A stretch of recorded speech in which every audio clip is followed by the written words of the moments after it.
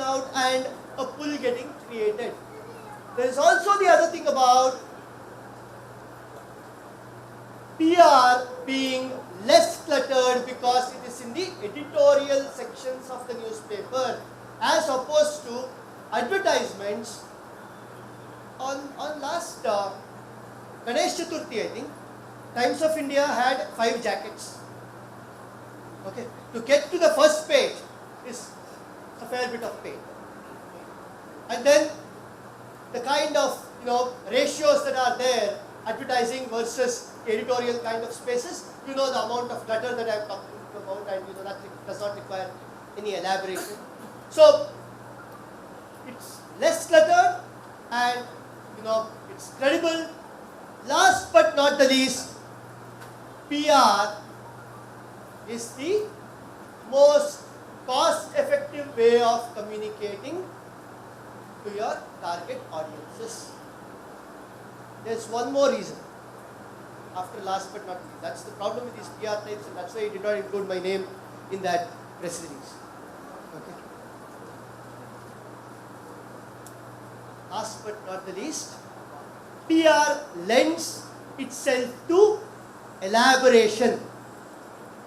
In advertising or in any message that is paid for, your endeavor is always to try and be as single-minded as possible, as sharp as possible in getting the message across, whilst in PR, the idea is to tell a story in as elaborate a fashion, as different a way as you can, and therefore PR is a tool that you should not give a miss while you are conceiving of your target audiences, of reaching out to them.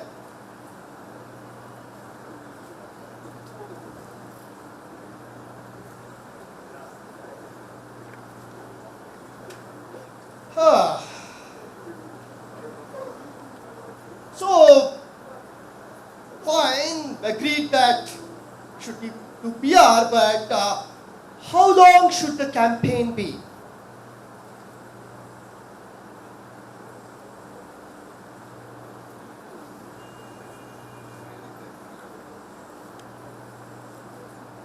Problem with moderators, know-alls. How long should the campaign be?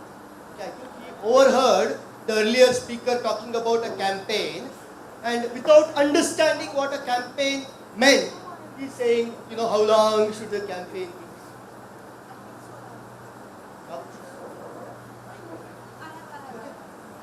Boss, you even know what a campaign is? A campaign has a budget and a limited time frame. If you think of PR not as a business function where you are carrying something on conceptually for eternity, then boss, don't do PR, no? Do other things. Why? Think about it.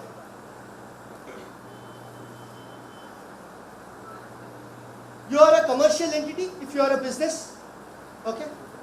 And media, which is writing about you, is also a commercial entity. Why the hell should one commercial entity give leverage or coverage to another commercial entity? Isn't it?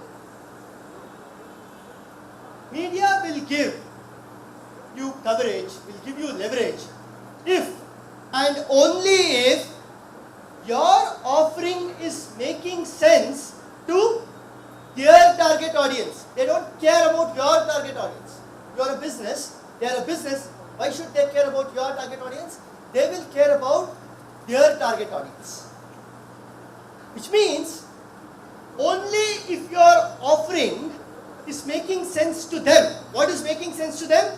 If it informs them, if it educates them, if it entertains them, if it enlivens them in some way, if it makes their life convenient, if it makes them happy, if it makes them healthy, if it puts more money into their pocket, or in some way embellishes their existence, only then will media write about your offering, isn't it? Or will media cover your offering in some way? So think about it. Why should you treat something like a campaign and hope to get away with it? Campaign means you are in a limited time frame asking the media to write about you, and after that you are not even guaranteeing them that you are going to engage with them. That is okay if you are paying them. Okay? It is not okay if you are trying to create goodwill. So, only such businesses will thrive which think of themselves as a going concern. In today's age of startups, there are many going concerns. Okay, I'm talking about the original concept of a going concern, where a concern is supposed to go for eternity. Okay, at least in concept. It might not be in the hands of the original creators or promoters of that enterprise, but in sooth, in spirit, it will still go for eternity. Only such enterprises will be able to do meaningful PR. Why? Because only they will understand a long-term engagement where there is no need for an end to be in sight, which is the idea of a campaign, but I am viewing this as a business function where I am seeing media as an ally because my value proposition is making sense to media's target audience. Only if you conceptualize it like this, with a clean heart, will you be able to do PR for the long term and reap very, very rich dividends.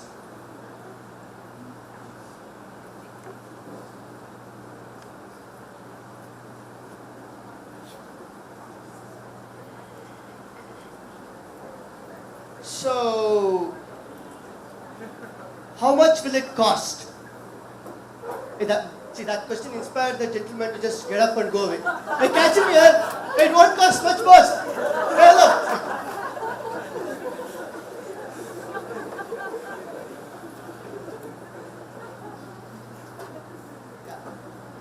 How much will it cost? Interesting question, but I have no way but to give a roundabout answer because otherwise I'll have to disclose my fee. PR, like I said earlier, is supposed to be the most cost-effective way of reaching out because you are not paying anybody anything except the intermediary. Bill Gates, some 15 years ago, said, if I were to be down to my last dollar, I will spend it on PR. Okay, so all his first dollars were spent on something else. Okay, when you are down to your last dollar, unfortunately, is when you think of PR. Yeah, unfortunately, but that's the idea. It is when you are able to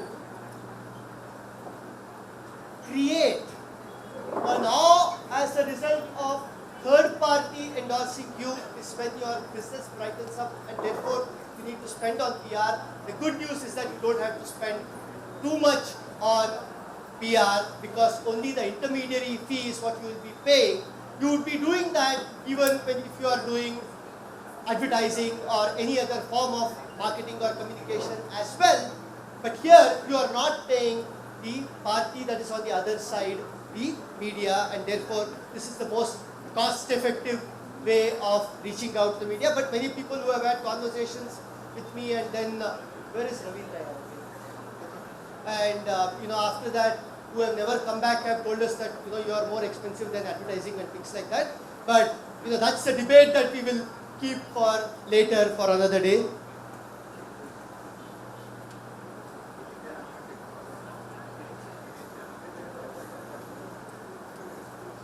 Are you liking this fireside chat thing, or should I just get into one monotonous lull, standing here and then just like that, quickly rattle out all that I know over the years about PR? What do you think? Yeah. So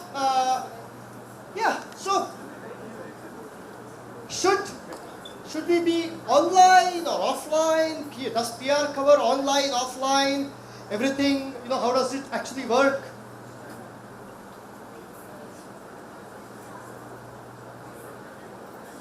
Horses for courses, boss. Horses for courses.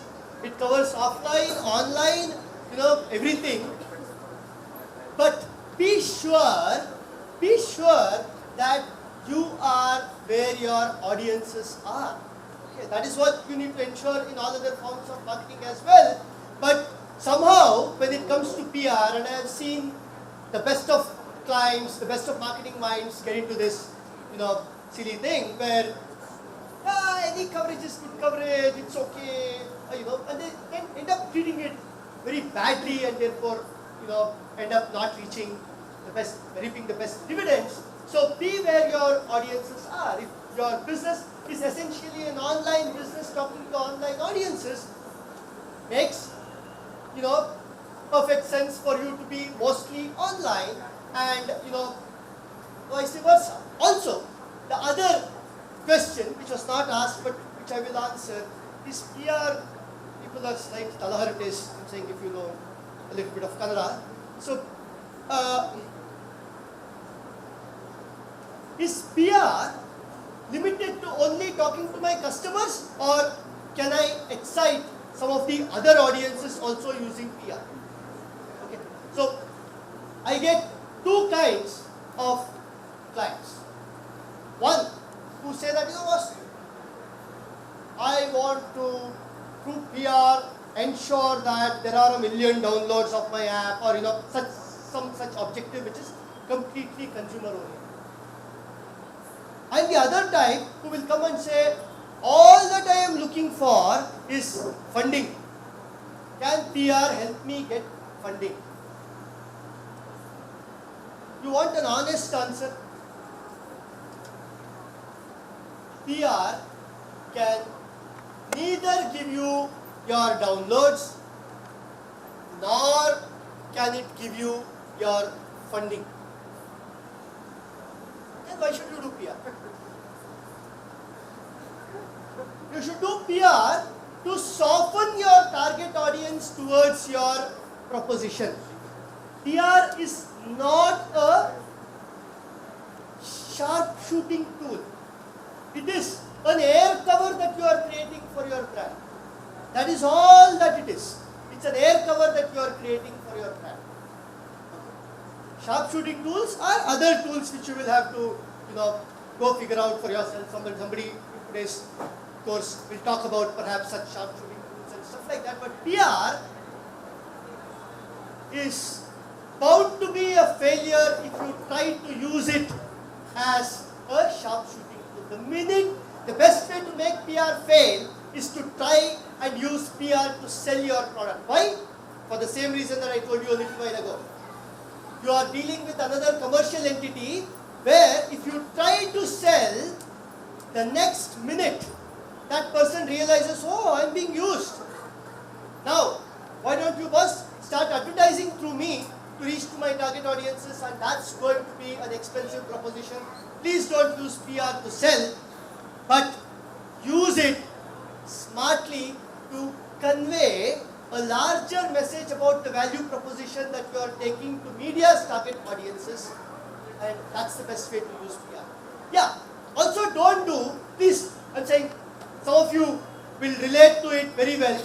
Also don't do desperate things like, especially when it comes to VCP PR, people end up doing this.